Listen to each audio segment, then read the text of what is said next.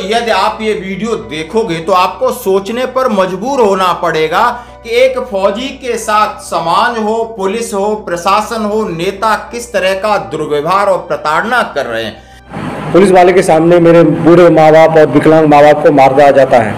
मारपीट का एफआईआर नहीं लिखी जाती है। ये दोनों फौजी बॉर्डर पे है, इसका जमीन किसी तरह से हथिया लिया जाए। मेरी माँ लड़ती रही, मार खाती रही, तो मेरे ऊपर भी जानलेवा हमला हुआ। मुझे मारा हुआ जानकर छोड़ के ये लोग भाग गए कि मुझे न्याय दिलाए।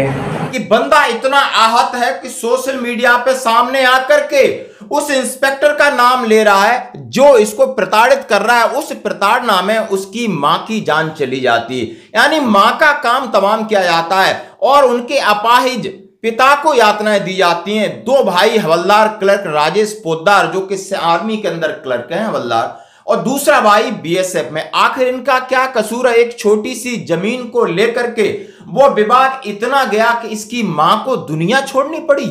और ये बंदा सरेआम कह रहा है कि एमएलए दीपिका, जिसका नाम ले रहा है आप सुन सकते हो, सब इंस्पेक्टर का नाम ले रहा है सुन सकते हो, बोल रहा है कि सबके प्रमोशन हो रहे हैं और सबने इस साजिश में सब लोग शामिल हैं।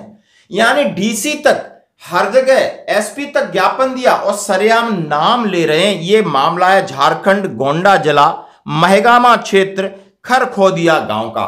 आज सेना का जवान अपनी कॉम्बैट ड्रेस जो लड़ाई के लिए पहन करके आज सामने आ रहा है, कह रहा है कि हमारे कमांडिंग अफसर साहब ने हमारा पूरा साथ दिया। बात एसडीएम से किया, डीसी से किया, पूरा फौज इसका साथ दे रही है, लेकिन प्रशासन टस से मस नहीं हो रहा है। आप यानी कि व्यथा देख सकते हो को किस तरह यदि फौजी के साथ ये समाज, ये नेता, ये सिर्फ फौज की चीजों को अपने फायदे के लिए इस्तेमाल करना जानते हैं। किसी भी परिस्थिति को ये भुनाना जानते हैं अपने फेवर में। किसी की समस्या के बारे में इनके अंदर दिल में जगह नहीं है। कानूनी तौर पे भी यदि बंदा सही है तो आप समझ सकते हो कि समाज में पुलिस से मिलकर, रेवेन्यू डिपार्टमेंट से मिलकर आप कुछ भी गलत कर सकते हो। नेता का यदि सर, हाथ, जिसके हाथ पर सर है वो कुछ भी बोल सकता है। तो दोस्तों कितनी बड़ी बात है कि ये बिल्कुल सामने उस सब इंस्पेक्टर का भी नाम ले रहे हैं। विधायक कोई कांग्रेस की दीपिका पांडे सिंह है, उनका नाम ले रहे हैं कि उनके अंडर एसपी, एसडीएम, डीसी सबसे मिले हैं, सारी व्यथा कह रहे हैं। क्या ऐसा है? आपको हैरानी होगी यदि आप सर्विस में हो, लेकिन जब फंस जाते हो तो बहुत बहुत बहुत कष्ट होता है। दोस्तों आप इनका वीडियो देखिए, शेयर करिए और सपोर्ट करिए। जय हिंद। मैं हवलदार क्लर्क राजेश पोद्दार भारतीय थल सेना में कार्यरत हूँ। मेरा भाई संजय कुमार पोद्दार बीएसएफ में कार्यरत है। देश को दो जवान देने वाली मेरी मां संजुक्ता देवी का निर्मम हत्या 14 अक्टूबर 2023 को माननीय विधायक दीपिका सिंह पांडे के भूमाफिया गुंडों के द्वारा वहां के लोकल पुलिस एसआई रफीक आलम और विमल शर्मा की मदद से षड्यंत्र के द्वारा निर्मम हत्या किया गया।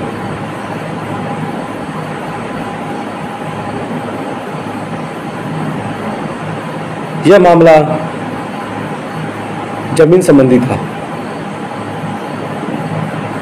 जिसको पुलिस वाला खुद एसआई रफीक आकर अतिक्रमण करवाता है। पुलिस वाले के सामने मेरे बूढ़े माँ बाप और विकलांग माँ बाप को मार दिया जाता है। मेरे सीओ साहब के इंटरवेन करने पर भी मारपीट का एफआईआर नहीं लिखी जाती है और मेरे जमीन पर कब्जा होता रहता है। शुरुआती दौर में ही मैंने सीओ संजीव कुमार को अपने जमीन की विवाद को निपटारा के लिए आवेदन दिया था, लेकिन सबकी मंशा एक ही थी कि दोनों फौजी बॉर्डर पे है, इसका जमीन किसी तरह से हथिया लिया जाए। मेरी माँ लड़ती रही, मार खाती रही, कभी एसपी के पास आवेदन लेके गई, कभी एसडीएम के पास आवेदन लेके, कभी डीसी के आवेदन लेके गया, कोई बात नहीं बना। अगस्त महीने में मेरा सीओ साहब मुझे अपने ज़मीन संबंधी विवाद को सुलझाने के लिए एसडीएम महोदय से बात करते हुए छुट्टी भेजी। मैं जब घर पहुंचा तो मेरे ऊपर भी जानलेवा हमला हुआ, मुझे मारा हुआ जानकर छोड़ के ये लोग भाग गए।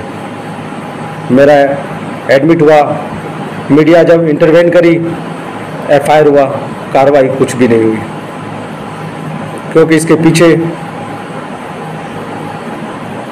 माननीय विधायक एम दीपिका पांडे सिंह की हाथ रहा।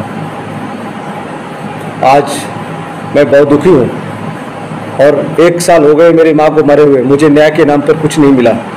जब मेरी माँ का निर्मम हत्या किया गया, पुलिस उस समय भी बोल रही थी कि अगर आप मीडिया के सामने आप आएंगे आपको किसी तरह से न्याय उचित कार्रवाई नहीं होगा। मेरे साथ वही हुआ। मेरे माँ को मारने वाले, मेरे घर को लूटने वाले 10 से 12 लोग थे। आज भी मेरे ज़मीन पर एसडीएम महोदय के डिसीजन के बाद भी मेरे माँ का हत्यारा किशोर साहब मेरे ज़मीन पर घर बना के रह रहा है, क्योंकि वही सीओ साहब आज एसडीएम साहब हैं। मेरे घर पर तरह तरह की धमकियां दी जा रही है आज भी, क्योंकि मेरे माँ की जांच उसी दरोगा को दिया गया जिसने इतना कुछ करवाया। फलतः कुछ लोगों को षड्यंत्र के द्वारा कॉन्फ्रेंस करा के बाकी बात को बरी कर दिया गया। मैं दोनों भाई, जब मेरी माँ की निर्मम हत्या किया गया, सरहद पर था। मेरे केस और मेरी सहायता किसी ने नहीं की। मैं अपने गण्यमान गोड्डा के सभी वासियों से आग्रह करता हूं कि माननीय दीपिका पांडे सिंह के सामने हम आर्मी के जवान की कोई औकात नहीं है, लेकिन प्रतिउत्तर आप लोग दें। मैं 2 भाई फौजी था, मैं साल में 2 महीना छुट्टी जाता था। मैंने ऐसा कौन सा उत्पात मचाया समाज में जिसकी मुआवजा मेरी माँ का क्रूर हत्या, निर्मम हत्या था।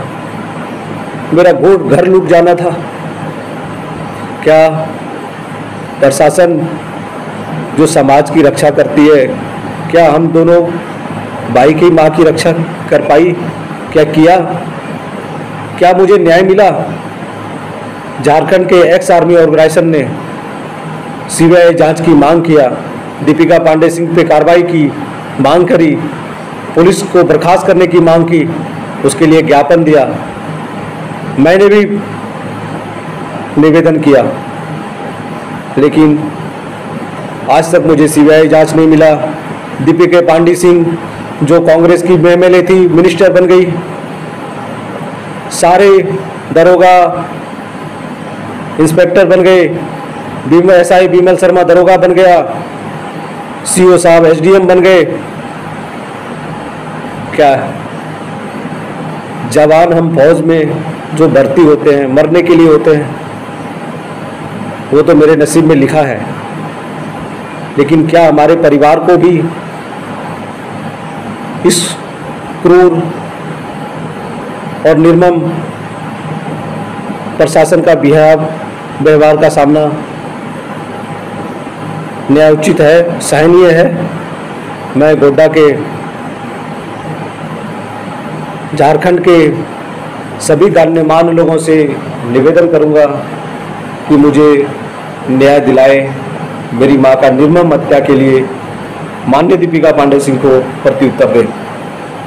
मैं अपने देश के रक्षा राज्य मंत्री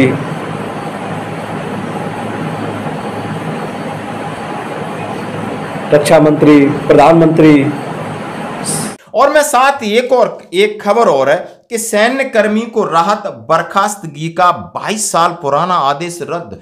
एक बहुत बड़ा माइलस्टोन है कि 22 साल पहले एक सैन्य कर्मी को अधिकारी ने यानी जबरदस्ती सेना से बर्खास्त करके कोर्ट मार्शल कर दिया और 22 साल की लड़ाई के बाद उसको न्याय मिला। ये सोचने वाली बात है। और ये मामला है जयपुर प्रदेश के armed forces tribunal court martial कर सैन्य कर्मी को बर्खास्त करने के 22 साल पुराने आदेश को रद्द कर दिया।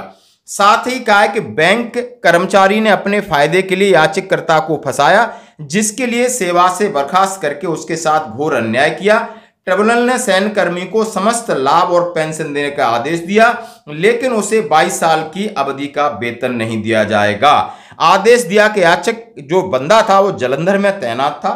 CFN SP सिंह यानी किसी के फर्जी साइन करके उन्होंने कुछ पैसे बैंक से निकाले होंगे, जैसा कि पहले चलता था, ATM नहीं था, और उसमें बैंक कर्मी की साजिश निकली और इसके ऊपर यूनिट के अंदर उसको कोर्ट मार्शल करके घर भेज दिया गया था। लेकिन AFT का आज एक डिसीजन आया कि उसको 22 साल बाद यानी सेना जो आदेश है कोर्ट मार्शल का रद्द करके सेना में बहाल, उसको पेंशन मिलेगी, लेकिन जितने पीरियड में उसने नौकरी नहीं किया है वो वेतन नहीं मिलेगा।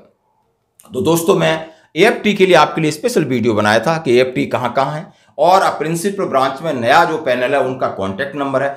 आप हर एक से जरूर बात करिए, आपके साथ कुछ अन्याय होता है। धन्यवाद दोस्तों।